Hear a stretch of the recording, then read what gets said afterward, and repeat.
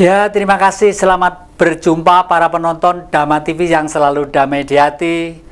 Kita dalam perjumpaan setiap hari Kamis dan diulangi hari Senin, selalu tidak lupa kita panjatkan puji syukur kepada Sang Maha Pengasih, lagi penyayang terhadap ciptaannya di jagat raya ini. Baik yang kelihatan, yang tidak kelihatan, yang gede, yang kecil, yang panas, yang dingin, semua saja. Semoga hidup damai, sejahtera, abadi, sesuai dengan hukum mereka masing-masing. Para penonton Dhamma TV yang kami muliakan, kalau minggu yang lalu kita banyak berbicara masalah kultur tradisional yang menyangkut masalah pewayangan, ya, intisari dan perbadian dengan Dr. Irna dari Surabaya sana, ya. Kita sekarang akan berbicara masalah budidaya anak negeri. Kalau sudah berbudidaya istilah anak negeri, pasti harus ada tokohnya. Yang tokohnya sudah terkenal dengan nama Abah Bro. Abang Bro apa Abah Bro gitu ya. Seyogianya meskipun Anda sering ketemu di ruang ini, biar memperkenalkan diri lagi, karena Dhamma TV memang semakin banyak penonton dan penggemarnya. Monggo Mas, kami persilakan. Ya, terima kasih. Salam sejahtera buat pemirsa dan juga adik-adik saya, rekan, sahabat dan keluarga saya terutama yang telah memirsani, melihat untuk tayangan di Kiprah, di jejak Kijati yang luar biasa, tanpa lelah, tanpa ada rasa pemikiran yang negatif pun. Saya sangat bersyukur dengan beliaunya. Dengan ini saya sebelumnya mengucapkan selamat ulang tahun. Terima kasih. Sudah di usianya yang 74 ini dengan pemikiran yang luar biasa, tak henti-henti berbicara tentang kepedulian, baik itu budaya, ekonomi, baik itu di kalangan orang marginal, atas bawah, tetap senantiasa tanpa ada lelah. Salut buat Romo Jati. Semoga usia, manfaat, dan berkah. Amin, amin, amin. Monggo Mas, memperkenalkan diri. Selamat siang, sugeng siang, para pamirsa TV Dhamma semuanya. Kami Handoko Pilih saking Surabaya. Ya, sebenarnya kami juga bergerak di dalam lingkup budaya yang tentunya juga banyak menyinggung dengan karya anak bangsa dan sebagainya. Ya, saya kita ingkang kita nderek kagem pengembanganipun dan sebagainya. Handoko Pilih. Handoko Pilih, betul. Waduh. Saya sebenarnya murid panjenengan. Saya salut dengan Romo Ibu Bapak panjenengan. Milih jenenge lho kaya apik. Handoko itu kan banteng. Pilih itu banteng pinilih. Karena di dalam Garuda Pancasila itu lambangnya bukan gajah, bukan bajul, bukan apa-apa, banteng, ya. Dan manusia itu memang niru kehidupan binatang. Waktu itu loh, belum ada sekolah, belum ada buku. Nek kethek ke mangan kok mendem wong ora mangan gitu. Waduh, hebat orang tua panjenengan. Nah, para penonton Dhamma TV yang kami muliakan, kalau kita bicara tentang anak negeri, makanya Mas Doni iki kaya anakku dhewe. Karena apa? Denyutan-denyutan perjuangannya selalu mengangkat marginal, selalu mengangkat orang-orang yang dianggap tidak ada gunanya, dianggap tidak berdaya, yang umumnya di pinggir-pinggir jalan itu. Sekarang saya bawakan contoh. Saya sengaja hari ini membawa sandal ini, ya. Sandal ini buatan anak di pinggir jalan.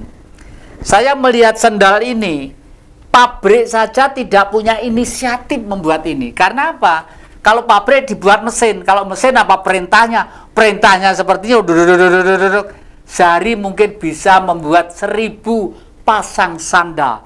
Tapi kalau karya seni dengan tulus, dari benang, dari jarum dimasukkan satu persatu. Kemarin saya juga membeli ini, sudah 2 pasang saya beli.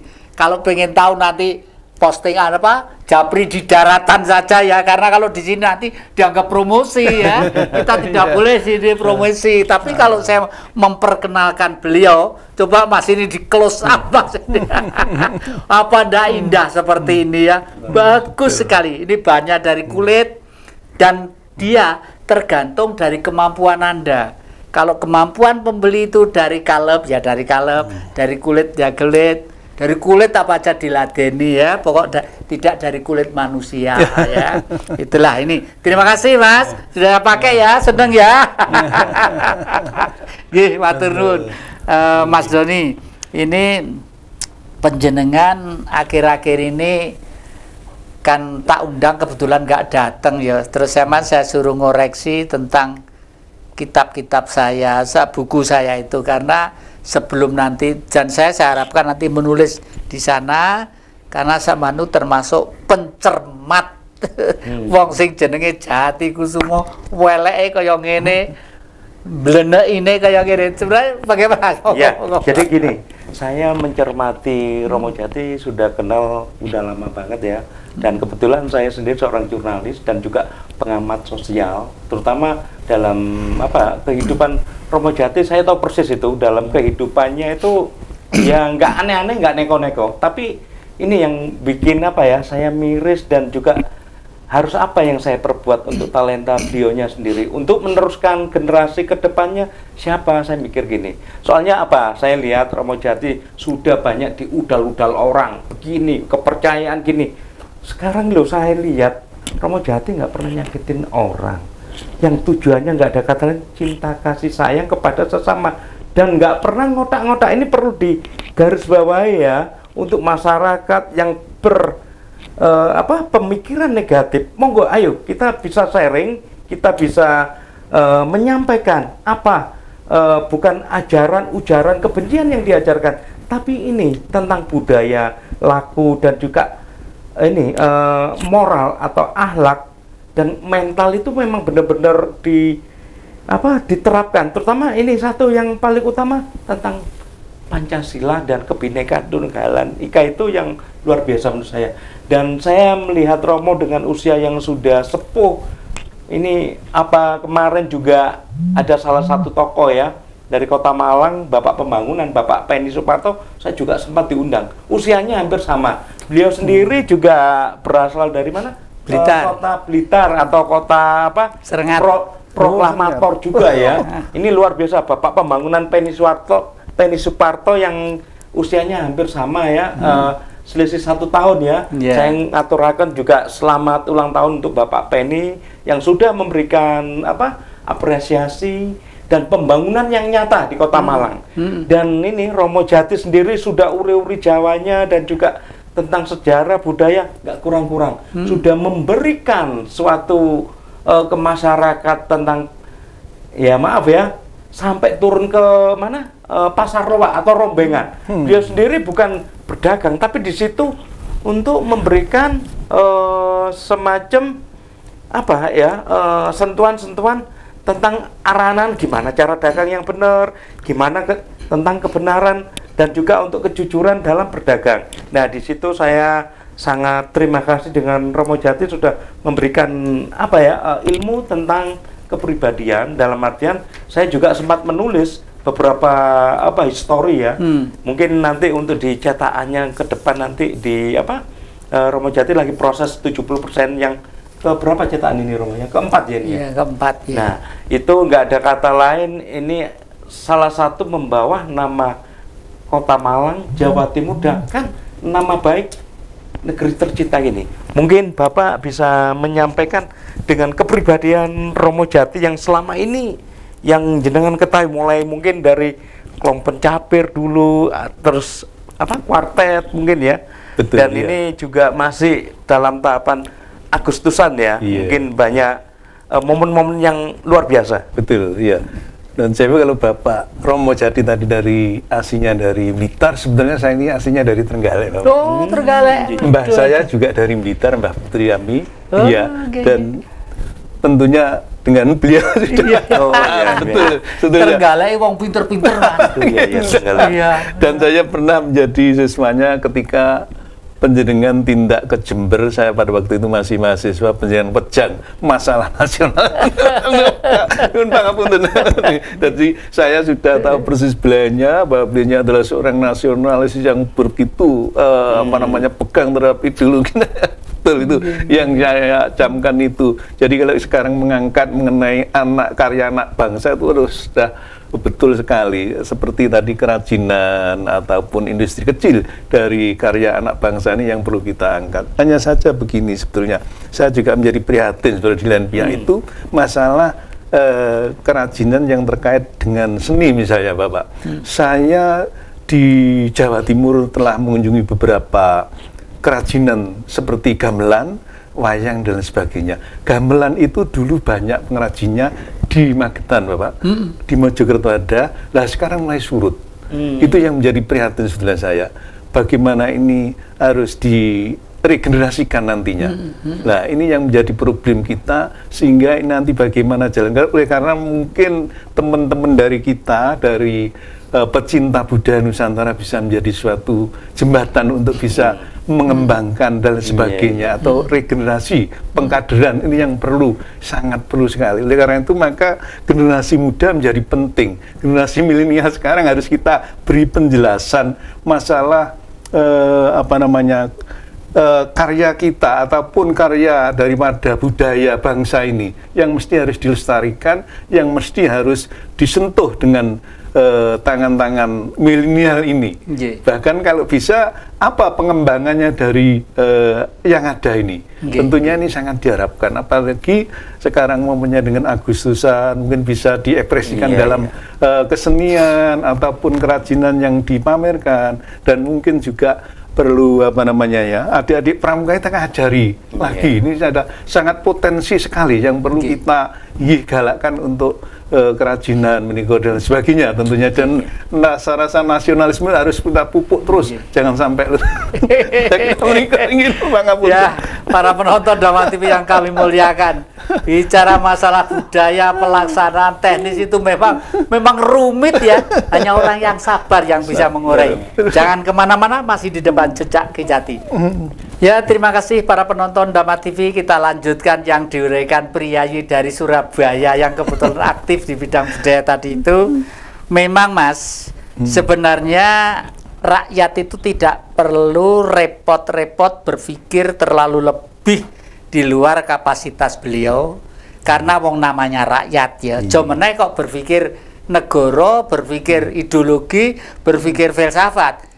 Dipikir apa sing tak pangan dino iki mengko lho, itu wis kelabahan gak karu-karuan ya toh.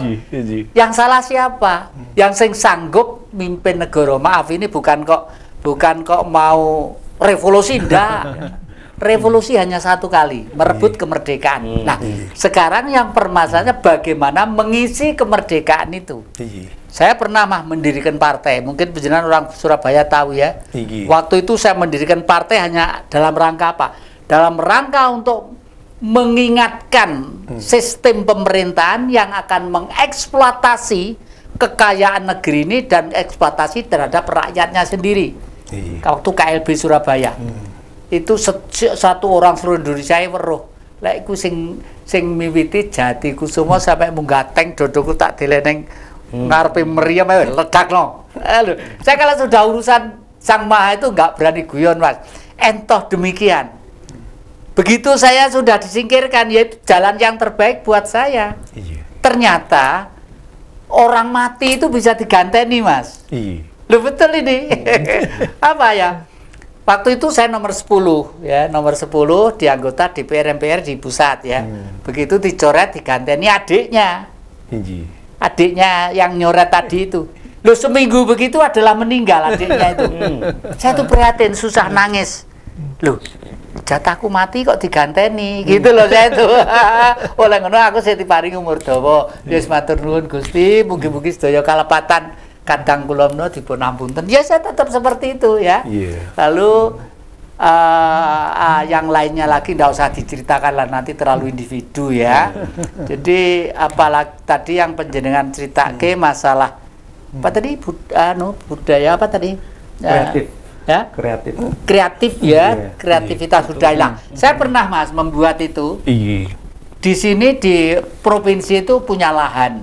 Lahannya kira-kira ada kalau 3 hektar, kalau tidak 5 hektar di Jalan Soekarno-Hatta. Waktu itu gubernurnya masih Pak Sunandar Priyosudarmo. Saya ke sana sebagai penduduk Jawa Timur. Saya itu tidak punya jabatan, Mas. RT ndak, RW ndak, kan berarti penduduk ya. Saya matur, Pak, di Malang itu ada lahan sekitar 5 hektar. Maksudnya apa? Daripada nanti itu dibuat apa, orang-orang ndak macam-macam, sukete gede-gede, dur-dur, kadang-kadang mesum apa di situ, dibuang apa anak apa istilahnya, anak haram gitu ya.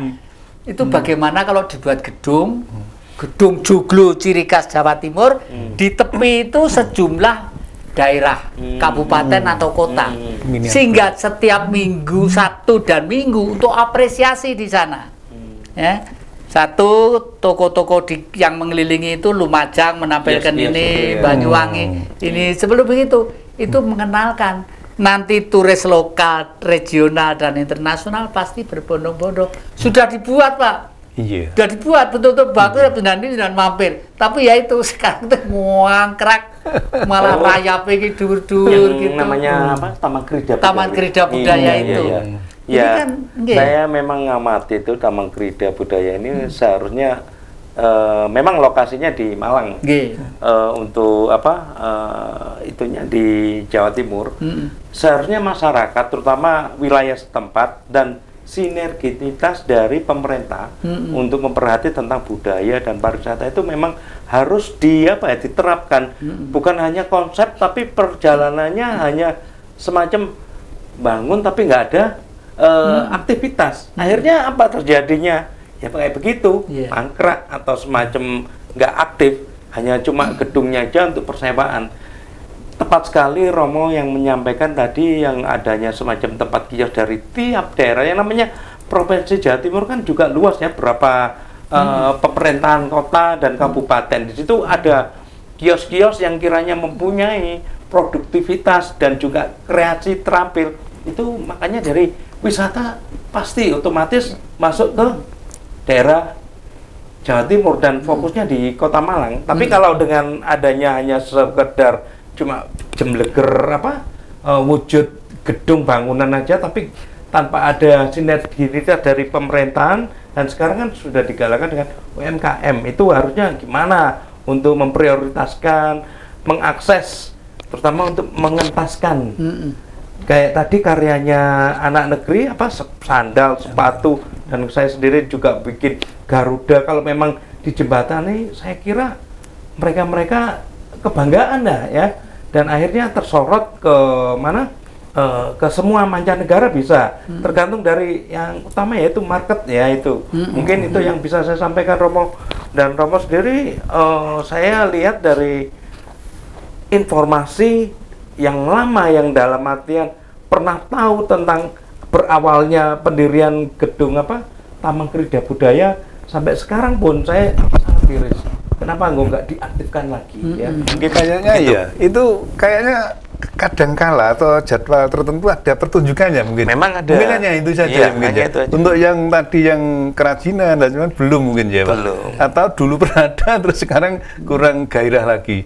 Mestinya betul sekali kalau tadi untuk pamer, ruang pamer dan sebagainya, hasil karya-karya ini anak-anak muda ini terutama nanti yang bisa mengisi dan juga aktif di situ. Saya kira kalau itu bisa kita sinergikan, saya kira lebih bagus lagi. Monggo kalau gitu itu bagaimana? Ya syukurlah lah nanti jenengan di Surabaya mulai kasak kusuk lagi tentang itu ya.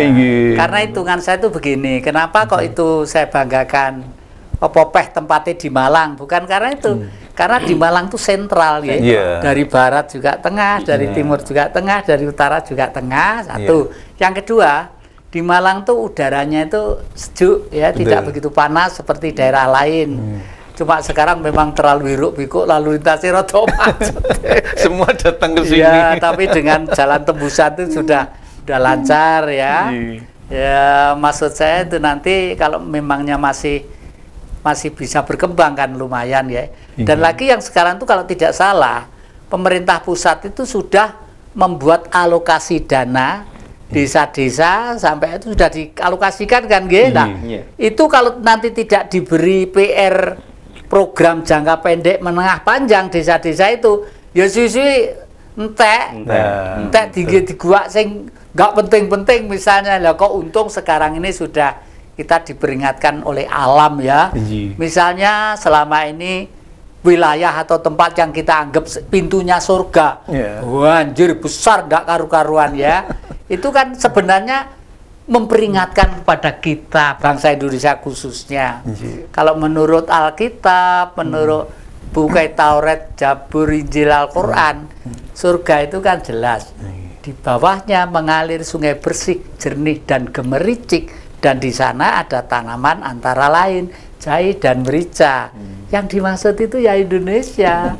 Makanya dulu ada pelajaran Vasco da Gama, pelajaran Columbus, pelajaran ini sebenarnya kan mencari surga itu. Nah, kita ini saya setuju dengan Mas Bro ini, Mas Doni ini, kalau kenapa kita berbusana diri kita sendiri kok malu, padahal terindah dan terbaik gitu loh ya. Tapi Mas Doni sekarang sudah berbatik ria.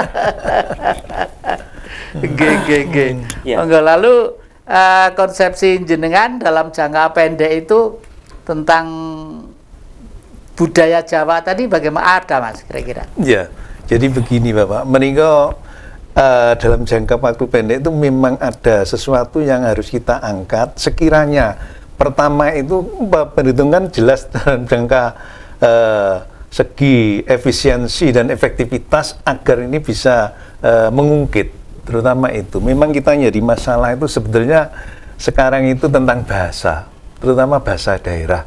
Dari anak-anak itu bahkan kurang mengerti bahasa ibu itu, kurang mengerti, bahkan diganti oleh bahasa asing sekarang. Contoh, bapak ibu itu sebutan kalau zaman dulu, sekarang kan udah banyak yang ganti itu, sehingga jadi prihatin, ternyata juga tidak mengerti. Oleh karena itu maka ini dengan teman-teman juga melibatkan generasi milenial untuk buat program yang sekiranya gampang dan mudah melalui digital kita, untuk bisa kita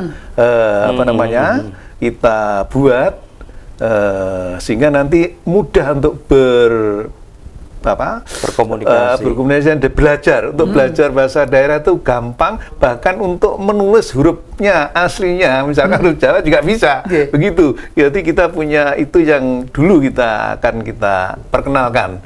Sehingga menikah yang perlu. Untuk yang lain-lain tentunya ada tentang hal-hal macam yang terkait dengan busana, dengan model-model rumah, jamu dan sebagainya, tentunya harus ada. Betul Mas, memang kalau saya cermati ya, tulisan-tulisan jangankan Jawa, baik di Aceh, di Sumatera, di Sulawesi, termasuk di Irian, yang berangkat dari kultur budaya tradisional lokal ya, itu semua itu mengandung nilai seni yang dalam. Saya kemarin buka salah satu WA, ada seorang Chinese ya, anaknya itu putri, masih kira-kira umur 2 tahun. Bapaknya itu sama sekali nggak punya tangan Mas, cuma segini tangannya itu. Dia hidup semua pakai ini. Anaknya itu sudah ngerti berfungsi sebagai ibu, sebagai pendamping, ngeladeni anaknya putri kecil gitu. Jadi dia tahu bagaimana dia harus memperoleh hasil. Dia ngelukis dengan kanvas gini Mas, nulis gini. Waduh, itu orang penggemarnya banyak sekali. Dan dia ngelukis dengan mulut, dengan gini. Itulah, karena saya yakin di dalam dirinya ada perasaan yang dalam. Saya adalah dilahirkan untuk kuasa dan untuk bisa. Untuk kuasa dan untuk bisa. Untuk kuasa itu apa? Ya kuasa mengatasi kehidupan saya gitu loh.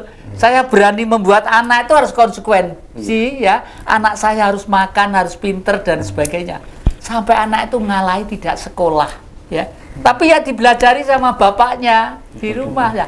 Memang sekolah itu tujuannya kan untuk cerdas ya. Tidak untuk makanya nanti itu cucu-cucu saya sudah kasih tahu meskipun raport mutu nilai tinggi. Ini nanti loh, Kalau sudah kamu kerja itu tidak dinilai raportmu. Iya.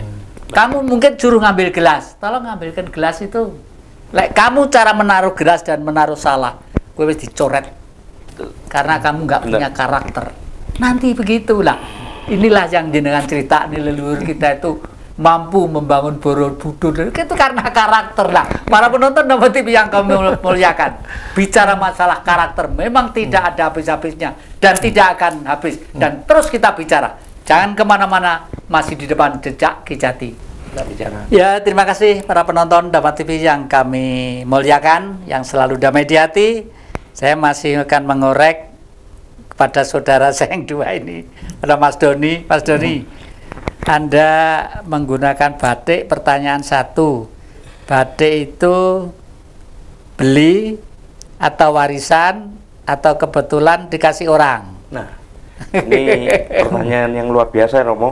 Kalau saya berbicara jujur aja ya, saya udah lama angan-angan punya kain sarung batik ini.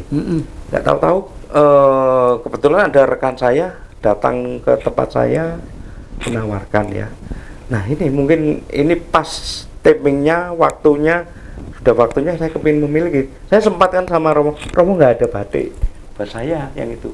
Mungkin Romo ada, mungkin kekecilan apa ya. Akhirnya saya ya ini pakai batik dari rekan saya. Saya dapatnya nggak sulit juga dari teman. Saya dikasih dengan harga yang sangat murah sekali. Dan tadi berbicara dengan Bapak tadi masalah karakter ya Romo ya, tentang karakter kepribadian itu kita melihat anak-anak sekarang, terutama tentang budaya, terutama cara penampilan, berpakaian. Tadi Romo udah menyinggung saya dengan batik kok adem ayem itu. Saya kira itu sangat tepat. Itu benar-benar apa ya, Romo sudah memberikan pengetahuan tentang saya. Kayak Romo sendiri pakai baju yang adat Jawa kayak begini, secara tidak langsung melihat, bukan kita lihat dari casingnya aja, secara otomatis untuk tutur kata, cara penyambutan itu kan beda. Nah, saya selaku pembina anak-anak negeri atau anak jalanan yang sudah saya rubah stigma menjadi anak negeri yang dulunya anak jalanan, merubah stigma anak jalanan itu sebenarnya nggak sulit menurut saya. Cukup satu sentuhan kasih sayang ya. Kita sapa dulu, terus kita korek gimana dengan belayan kita, bukan dari sisi materi aja. Perhatian, kayak semacam pembicaraan, lantunan, tata krama kita berbicara yang santun. Saya kira dia akan tersentuh untuk hatinya, dan dia sendiri akhirnya terbongkar. Kenapa kamu kok sampai di jalan, sampai di kolong jembatan, terus di trotoar? Akhirnya dia mau bicara ke si A, si B itu kadang takut dan juga malu. Mau pulang pun juga apa ya, ada semacam mungkin ada tekanan dari keluarga. Dengan adanya itu, makanya saya sendiri selaku pembina anak negeri, dengan adanya apa ya, busana atau semacam pakaian ini yang paling luar biasa ya, penyalahgunaan IT, atau saya selalu menyampaikan penyalahgunaan HP, ponsel itu kalau sudah salah penggunaan, akhirnya ya nggak karuan. Soalnya di situ kan semuanya dari negara apapun kan masuk semua. Tapi kalau kita memperkuat adat istiadat budaya dengan berbusana, saya yakin. Sekarang ada baju yang begini-gini. Tapi kalau sudah pakai rok itu, saya yakin untuk karakternya bisa kita baca itu ya. Betul ya. Itu. Memang kita dengan teman-teman yang pecinta budaya Nusantara itu mau menguatkan daripada kepribadian anak-anak kita. Ini harus bisa seperti yang pendahulunya. Oleh karena itu maka ya kita coba ini sementara teman-teman ikut show dalam rangka untuk memperlihatkan ini loh busana nasional kita di mana-mana. Ini akan kita promosikan, akan kita kampanyekan. Oleh karena itu maka tanggal 24 kalau tidak salah nanti akan ada di show di Jogja secara massal pemakaian kebaya dan surjan. Ya. Jadi ini kami sudah koordinasi dengan teman-teman hampir seluruh Pulau Jawa ini, bahkan Jakarta sangat aktif juga untuk mempromosikan budaya kita, termasuk teman Bali juga demikian. Terkait dengan batik, Bapak, sebetulnya Jawa Timur luar biasa kayanya. Saya sekarang pakai batik ikat dengan baju iya, adalah Timuran, Madura ya. ya. Iya, Madura. memang. Sebetulnya di mana-mana daerah punya, di Trenggalek ada, khasnya di Tulungagung ada, di Kediri ada dan sebagainya. Semuanya punya anu khas untuk baju batik. Apa nama corak batiknya sampai Banyuwangi Iya, dan iya, lain iya, sebagainya. iya, betul. Saya lihat di mana Iya. Blitar itu ada hari khusus ya, hari apa itu, Sabtu atau hari Jumat. Di sekolah-sekolah itu pakai kebaya itu, yang apa perempuan itu, yang laki-laki pakai loreng-loreng. Saya benar-benar luar biasa ini di Blitar ini. Kalau diterapkan di tempat daerah-daerah lain, terutama setiap daerah kan memiliki punya ciri khas masing-masing. Kayak di Betul. Malang sendiri kan ada semacam batik khas sendiri dan juga ada apa ya, semacam kebaya mungkin. Itu kalau pemerintah sinergi dengan apa budaya ini, saya yakin akhlak, moral, tutur kata dari adik-adik kita, saya yakin ada batasan-batasan. Tapi dengan sekarang berbusana yang kiranya sudah bermacam-macam, otomatis di daerah asing akan gampang masuk gitu ya.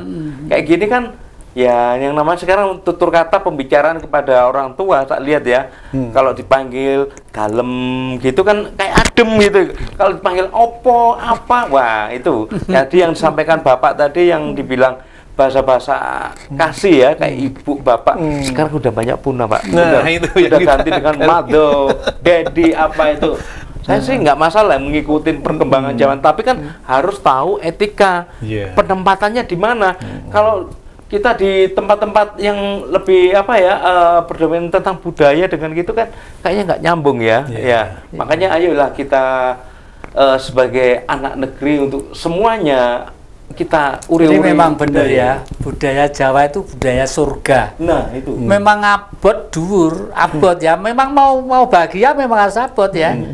Dan nanti kalau keluarga-keluarga itu sudah membiasakan dalam lingkungan itu berbudaya Jawa, yaitu dengan dirinya tuh ayem keluarga itu ya. bener. Itu saya tuh kadang-kadang sampai nggak mentolo sama cucu saya. Saking sopane karo kong. Saking sopane jalan itu kong duduk di sini 5 meter gitu, dingkluk. Kasihan saya tuh, aduh, kok anu ya gitu. Sebenarnya bangga, tapi bangga sebenarnya, dan sopan, dan ini tak oprak-oprak golek tas ini sampai aku ngamuk iki tadi mau berangkat ke sini. Ternyata sing lupa kong tak cantolin nang nggih bemper jeep. Ya itu ya, jadi memang betul lah. Sekarang saya ini secara tidak langsung ya, ada 2, usul dan kritik ya. Mas Doni sudah benar, Mas Doni kan posturnya gemuk, gede. Jadi kalau pakai batik, mesti batik yang poleng gede. Tidak boleh yang ngerawit ya. Kalau ngerawit itu orangnya harus kurus, harus Penyesuaian, ceking ya. gitu.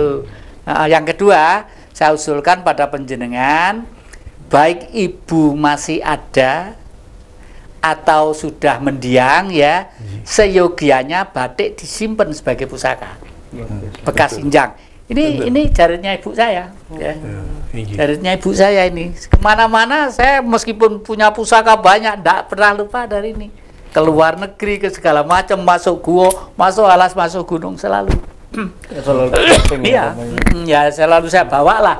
Kalau misalnya pas neng manten dasian sampai jas-jasan, pas anu ya mesti ora tak gawa, paling neng anu neng jero mobil atau apa gitu. Tak anggap pusaka. Berarti kenapa ya? Satu, ini warnanya warna barong. Ini rekayasa yang Sultan Agung Hanyokrokusumo pada waktu nyerang Belanda di Batavia ya, membawa pakai ini. Jadi semua prajurit-prajurit kasih tahu parang barong. Parang itu perang, barong itu ngamuk. Ayo hamuk-hamuan. Jakarta diratakan tanah, lek Londo ra gelem minggat teko Ibu Pertiwi ya gitu. Minimal ini kan mengingatkan saya terus, makanya sampai tuwek jarine Mas Doni gedabrus gak nontek. Jadi banyak maknanya ya, semua pembikinan corak apa Iya. produk itu nggak sekedar cuma oret-oretan, tapi semua itu ada simbol-simbol tertentu. Iya. karya dan juga ada histori atau cerita. Saya benar-benar baru mengenal dengan batik itu sangat luar biasa. Bahkan orang luar itu sangat menghargai loh dengan batik kita. Jadi kalau ada manten, misalkan mantu begitu, batiknya itu sudah ada tertentu, ada struntum atau mantu turun. Nah itu harus dipakai, terus pakai yang itu tulak itu, yang itu simbol-simbol semua. Betul. Nah lain lagi kalau sang prabu atau raja itu bukan lain lagi pakaiannya. Nah menikah. Makanya dan batik ini sejak zaman Singosari pun ada. Batik yang kuno itu namanya batik kawung. Kawung itu koyok gambare kopi 4 begini, begini, yang tengah itu melenik gitu ya, itu jenenge kawung. Lah, itu sebenarnya adalah tubuh ini dijaga oleh 4 unsur bahan, dari tanah, dari api, dari air, dari udara. Menjaga ini ya, gitu. Lalu yang ujungnya mesti enak lincipe sidik. Luncipe kopi, luncipe kecil. Artinya apa? Kita dihidupi oleh siapa? Oleh matahari. Makanya zaman Mojopahit itu lambangnya cakra mandala, Surya mandala, Surya mandala ya. Lek neng wong India, jadi senjatanya Bathara Kresna, cekel ngene munyer. Tapi India wis dadi film koyo-koyo toko India. Sebenarnya enggak. Dari sini India itu, bukan dari ini orisinil. Dan kitab suci yang tidak pernah hapus, tidak pernah lekang karena panas, ya lapuk karena hujan. Gunung Arjuna. Gunung Arjuna itu kitab suci yang menceritakan tentang dinasti Atlantik menjadi bangsa Lemuria yang pintu gerbangnya masih ada di Singosari. Jenengan sekali itu harus menjenguk ke sana. Nanti kita buka di YouTube. Biar orang seluruh dunia datang ke sini. Kamu gak delok mbahmu nanti rugi, gitu loh ya. Ojo kita diusungi duit di luar negeri, luar negeri kita undang ke sini. Apa patung Dwara Polo yang ada? Itu Dwara Polo, gitu. Dua itu 2, Polo itu lembut, hadir dengan kelembutan hati dan jiwa. Dan situ punya taring semua. Karena kita memang bangsa manusia bertaring, bukan pemangsa loh ya. Bertaring itu ciri khas.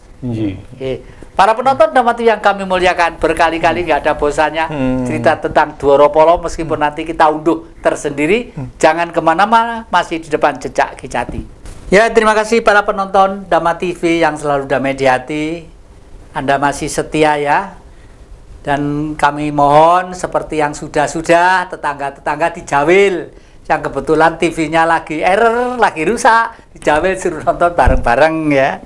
Kalau nggak ada kopi, suruh bawa kopi masing-masing ya. Karena hidup tanpa ilmu pengetahuan akan buntu kita.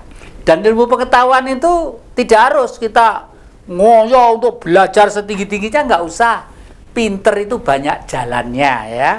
Yang penting berkali-kali kita utarakan kepada cucu-cucu saya khususnya, besok lewes golek kerja, yang didelok itu bukan raportmu, bukan nilai jasahmu, sing didelok mungkin testing yang tidak seberapa. Tolong ambilkan gelas itu, tolong ambilkan pulpen itu, mungkin sekedar itu, karena itu karakter. Mengambil ballpoint saja, cara menyampaikan salah dan cara mengambil, cara menaruh salah, cara jalan salah, itu merupakan karakter. Karena kalau sudah memiliki perusahaan, modalnya itu besar, sahamnya besar. Kalau ditandangi orang-orang yang tidak profesional, bangkrut gitu loh ya. Nah, nih Mas, ini saya kembali ke Mas Jawa Surabaya dulu ya. Nggih. Tadi itu jenengan ngetikan masalah program jangka pendek udah nggih. Terus sekarang yang sudah berjalan secara kontinu dan kelihatan ada feedback hasilnya. Itu sektor yang mana, Mas? Gitu. Jadi begini Bapak, karena kita juga baru lahir katakan sebagai embrio sebetulnya ini Pak.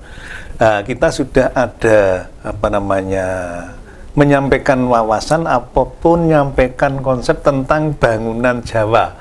Itu ada, memang kita di dalam pencinta budaya Nusantara ini beberapa tokohnya Pak yang menguasai beberapa ilmu pengetahuan seperti bangunan Jawa, seperti ilmu jamu dan sebagainya. Lah ini yang berkompeten benar ini menyampaikan materi lewat, sementara kita melalui Radio Republik Indonesia Surabaya yang dari Surabaya itu kita diberikan waktu untuk menyampaikan materi-materi semacam itu sudah beberapa kali disampaikan dan tentunya feedback dari masyarakat sambutannya juga cukup bagus. Ya. Anu jauh tak potong sidik. Sebenarnya keistimewaan bangunan Jawa itu di mana sih dibandingkan dengan sistem-sistem yang lainnya? Nah, sebetulnya mereka ada halnya sendiri, bukan saya sendiri Bapak yang menangani masalah bangunan. Sebetulnya itu adalah bangunan Jawa itu kalau diterapkan betul itu menjadikan udara sirkulasi ini juga luar biasa nyamannya itu kalau didiami, dan juga bisa menimbulkan ketentraman di dalam keluarga karena situasi kondisi yang dibangun sedemikian rupa dari pendahulu kita, sehingga di samping nyaman juga ada filsafahnya, yang falsafah hidup kita, ada sokoh gurunya, ada blandernya dan sebagainya yang bentuknya tentunya bermacam-macam, juga termasuk fungsinya pendopo, peringgitan, dalem, gandok dan mereka fungsinya sendiri luar biasa sebenarnya dari luar kita mereka. Kalau didalami hebat luar biasa. Jenengan masih percaya pandak? Kadang-kadang kan wong Jawa ki tungane jelimet ya. Oh Mas, dinomu ki kelahiran iki sing apik sama omahe kudu madhep rene. Itu pasti ada pada. Sebetulnya begini Romo, menika kan kalau orang lain sebetulnya ada, bangsa lain ada yang pakai kalau dari hitungan Feng Shui itu kan dari sana. Tapi kita kan punya sendiri. Dari hitungan yang Nun Sewu tadi ada Paing Pon Kliwon Legi tadi kan dunungnya itu di manusia Nun Sewu yang dibeberkan Romo tadi. Lah menika dijabarkan dalam untuk hidup tenang dan damai itu harus ada hitungan menika. Lah menika sebetulnya Nun Sewu Romo, karena sekarang zamannya itu mulai katakan anak-anak milenial, ini perlu kita tularkan dan beri penjelasan yang bisa mendekati ilmiah kata begitu. Ini yang kita usahakan nantinya bisa mengerti sebetulnya ini loh, bukan klenik itu bukan. Tapi ini sebetulnya bisa dijabarkan secara nalar menikah yang kita betul hebat. Nah, para penonton dan yang kami muliakan, memang lalu mungkin ada pertanyaan begini ya, loh, langkau ganti cucu, masa rumahnya dirubah? Enggak, karena membuat rumah satu kali untuk generasi selanjutnya. Apabila satu kali itu pas, yang dikatakan pas itu apa? Tadi beliau sudah nyinggung, secara rasional dan ilmiah tidak bertentangan dengan hukum alam. Karena apa? Karena kita itu mikro, di sana makro. Kalau makro dan mikro itu menjadi satu, itu yang membuat kita tangguh, teguh, waras, selamat, wilujeng, abadi. Ya ayem, ya wong ayem iki piye to? Dudu akeh belum tentu ayem lho. Ada sekarang yang duitnya miliaran. Nah, lalu apa dulu keluarganya ngindangi neng penjara, ya gak ada gunanya. Kayak Mbak ini duit serah sepiro tapi ayem dan selalu keturutan ya. Ini kemarin Bandul sama Mas Doni pengen loh. Iki loh tuku murah meletek gitu, tak tuku murah neng Blitar, tapi barang wis teko kalunge Mbah, tak gosok, tak openi, dadi apik.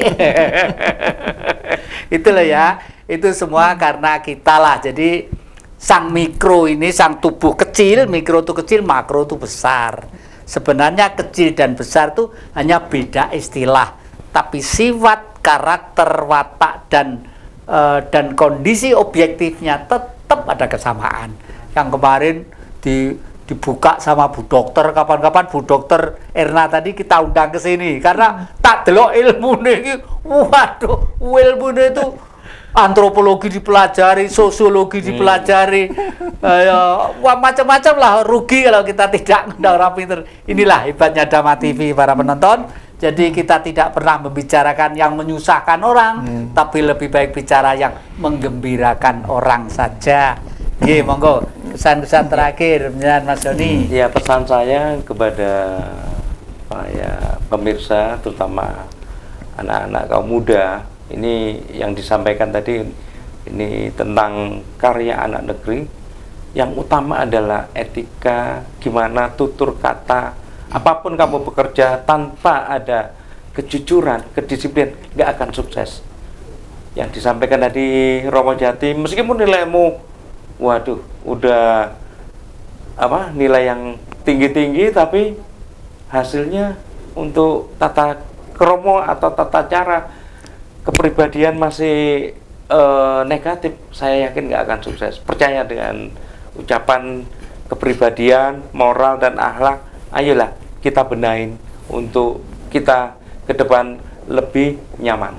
Mungkin gitu. Monggo, dan terakhir apa? Para pemirsa yang kami hormati, saya kira kita sekarang harus mulai menumbuhkan semua elemen daripada bangsa ini mencintai budayanya sendiri, mengangkat budayanya sendiri. Karena apa? Sekarang ini luar biasa pengaruhnya dunia global ini masuk ke negara kita. Oleh karena kita harus tetap mempertahankan identitas kita, ciri kita, dan di situ banyak falsafah, di situ banyak nilai yang akan bisa untuk pegangan hidup selamanya. Saya kira itu yang penting sebagai bangsa, kita harus punya jati diri yang kuat untuk mempertahankan semuanya. Saya kira menikah Romo kita bukan.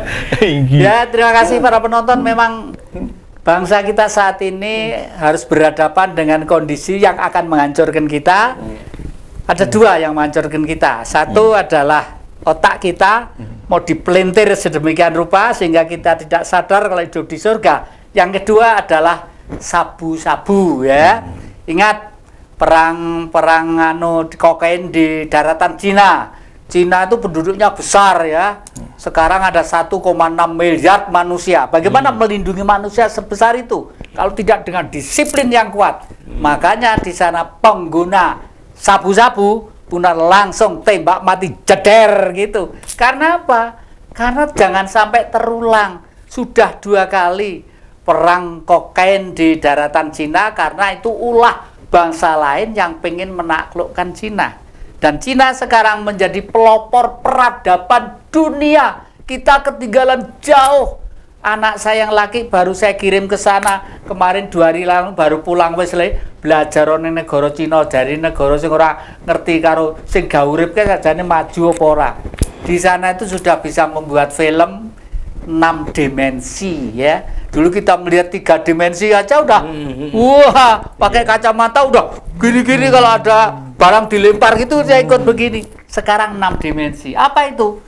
Film itu, misalnya ada anjing hutan keluar, bisa keluar di kiri kanan kita, tapi sekian meter dia itu sudah tidak ada lagi gitu loh. Hebatnya seperti itu, karena mereka apa? Mereka tahu posisinya sebagai manusia itu untuk apa? Untuk ada, mengadakan, diperadakan dengan sempurna dan tegas dan jelas. Para penonton Dhamma TV yang kami muliakan, terima kasih atas perhatiannya, dan terima kasih tamu agung dari Surabaya, Mas Doni, anak negeri, dan sekali lagi oleh pesenannya lo ya, sing teliti, sing nandangi, sing api Mas Rokim, ya. Lek wis dituku wong meskipun sudah jangan dikasihkan karena sudah milik orang. Jujur terhadap diri sendiri itu sama dengan jujur terhadap sang hidup dan menghidupi. Terima kasih, sampai ketemu setiap hari Senin, setiap hari Kamis jam 4 sore dan diulangi hari Senin jam 4 sore. Sampai ketemu di lain kesempatan. Bun.